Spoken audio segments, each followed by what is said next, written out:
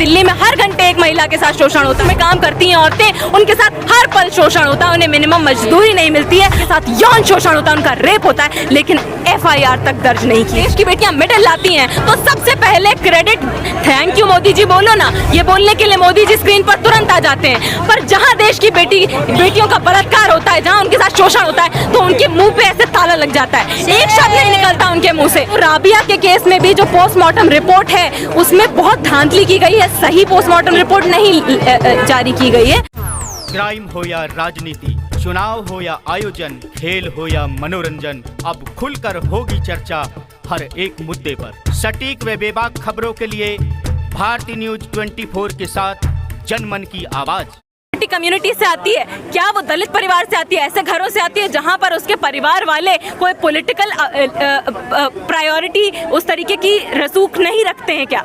तो उस तौर पर एक साफ साफ भेदभाव होता है औरतों के साथ। हम बात कर लें दिल्ली में जो कामकाजी इलाके हैं, आनंद पर्वत बस्ती की बात कर लें, बदरपुर, सूरजकुंड, ये सब जो इलाके हैं, लक्ष्मी नगर का इलाका, जिन जिन इलाकों में आपको घरेलू कामगार महिलाएं दिखेंगी जो दूसरों घरों में काम करने जाती हैं, उनके साथ आए दिन पिछले सालों का आंकड़ा है कि दिल्ली में हर घंटे एक महिला के साथ शोषण होता है। तो उनके साथ उनके मालिक जो इनफॉर्मल सेक्टर में काम करती हैं, आप समझ रहे हैं ना, जो असंगठित क्षेत्र में काम करती हैं औरतें, उनके साथ हर पल शोषण होता है, उन्हें मिनिमम मजदूरी नहीं मिलती है, उनके साथ यौन शोषण होता है, उनका रेप होता है, लेकिन FIR तक दर्ज नहीं की जाती।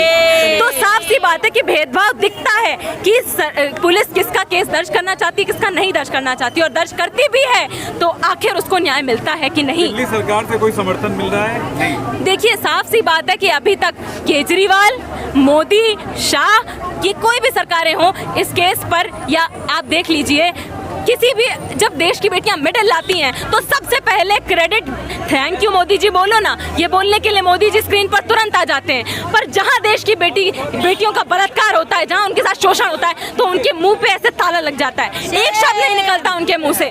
तो ये सवाल करना बहुत जरूरी है कि आखिर केवल जब मेडल लाएंगी बेटियां सिर्फ तभी वो देश की बेटी हैं, जब बेटी के साथ शोषण हो रहा है हर गली मोहल्ले में, हर नुक्कड़ पर, तब उस वक्त ये मोदी, शाह, केजरीवाल कहाँ जाते हैं? तो आज हम सभी महिला संगठन कंधे से कंधा मिलाकर राबिया और उसके परिवार वालों के साथ खड़े हैं, और हर उस राबिया के लिए हम एक सुरक्षित माहौल चाहते हैं, काम का, रहने का, चलने फिरने का इस देश में, कि हमारे साथ कुछ गलत हो तो तुरंत उसके खिलाफ कार्यवाही की जाए, ना कि हमारी इन असंवेदनशील सरकारों की तरह लोग मुंह बंद कर चुप्पी साध कर बैठे रहें।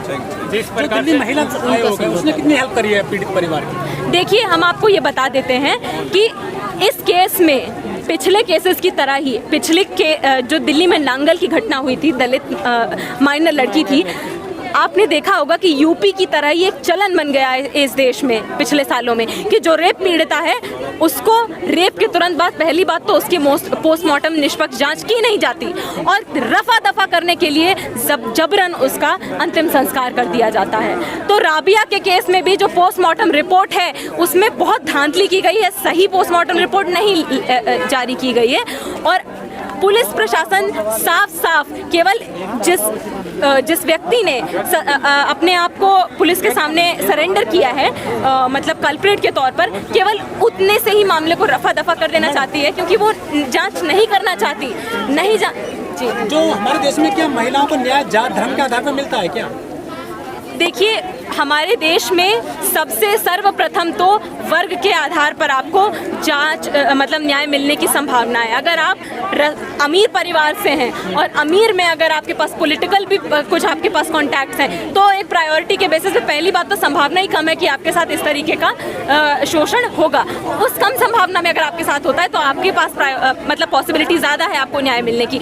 वहीं अगर आप निचले मध्यम वर्गीय परिवारों से आते हैं, ठीक है, अगर आप उसमें दलित परिवार से आते हैं, ठीक है, आप माइनॉरिटी कम्युनिटी से आते हैं, और अगर आप निचले वर्ग के परिवारों से आते हैं, आप किसी घर में काम करते हैं घरेलू कामगार की तरह, या फिर आप किसी के खेत पर काम करते हैं एक दलित कामगार की तरह, तो आप ये समझ लीजिए कि आप FIR लिखवाने जाएंगे तो वहाँ आपके साथ दोबारा रेप हो जाएगा। इस तरीके की हमारे देश में दिल्ली के प्रदेश में भी इस तरीके की हालात लेकिन मौजूद है। मैम, जो दिल्ली पुलिस के उदाहरण दिए जाते हैं पूरे देश में कि सबसे बढ़िया पुलिस है दिल्ली की। आप एक बात बताइए, 2012 में निर्भया कांड हुआ, कितने साल हो गए? 9 साल हो चुके हैं। आज भी अगर आप किसी से पूछेंगे, किसी औरत से छोड़ दीजिए, पुलिस स्टेशन में जाके पूछेंगे कि वन स्टॉप सेंटर कहाँ है, कहाँ मिलेगा, तो वो नहीं बता पाएंगे, क्योंकि आज भी वन स्टॉप सेंटर नहीं खुले हैं। जो खुले भी हैं वो इतनी खराब हालत में हैं, और जो पीड़ित हैं जिनके साथ रेप होता है उन्हें पता भी नहीं है। और पता कैसे चले? जब वन स्टॉप सेंटर खुलेंगे तब तो किसी को पता चलेगा ना कि यहाँ पर इस तरीके की सुविधा है।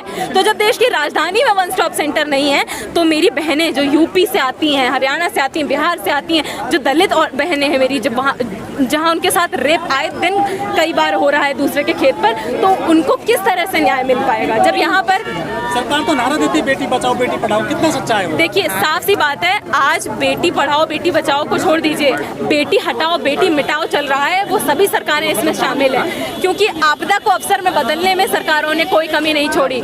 आज किस तरीके के कानून बनाने सबसे ज्यादा जरूरी है? आज कानून बनाने जरूरी है जिसमें हर तरीके की पब्लिक सेक्टर यूनिट को बेचा जा सके, ठीक है। कॉर्पोरेटाइजेशन अपने चरम पर बना हुआ है, ठीक है। जो कृषि कानून आए हैं उसमें भी पूरी तरह से कोशिश की गई है कि जो निचले तबके हैं, जो कृषि समुदाय, जो मजदूर वर्ग की औरतें हैं, वो एक साफ तौर के डिसएडवांटेज पर रहे हैं। तो महिला सुरक्षा, महिलाओं को न्याय मिलने की जो एक प्रायोरिटी होनी चाहिए सरकारों की, वो साफ सी बात है कि वो बहुत पीछे जा चुकी है। और उसके लिए आज हम महिला संगठनों, इसलिए हम सड़क पर उतर के आए हैं, क्योंकि ये आवाज़ देते हुए हमें सरकारों को याद दिलाना ज़रूरी है कि ये सत्ता में बैठे नहीं रह सकते हैं आप इस तरह से आँख मुँह नाक बंद करके, क्योंकि महिलाएं और खासकर तभी कुचली समुदायों से आने वाली महिलाओं के साथ इस तरीके का शोषण और असंवेदनशीलता हम महिलाएं संगठन हम बर्दाश्त नहीं करेंगे।